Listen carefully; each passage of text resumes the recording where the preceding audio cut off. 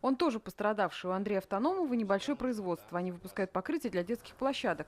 До декабря все шло успешно, пока не случился банковский коллапс. Пропало немало денег. Взяли микрокредит под 5% годовых. Процентная ставка хорошая, низкая, да, ничего не говорю, как бы, но немножко процесс затянут, да, то есть протянулись почти, то есть с момента заявки до момента получения денежных средств почти 2 с лишним месяца прошло. Такая помощь пришлась ко времени и многим другим. 500 миллиарда из фонда помощи уже освоили, остальные лежат.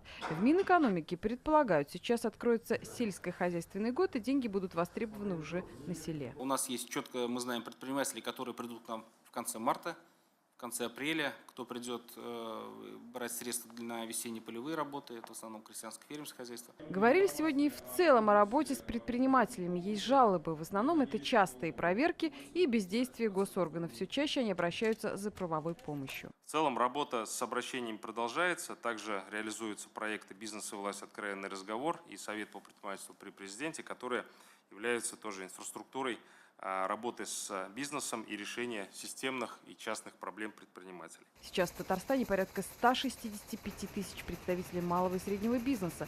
Федеральная поддержка предпринимательства в этом году уменьшилась на четверть.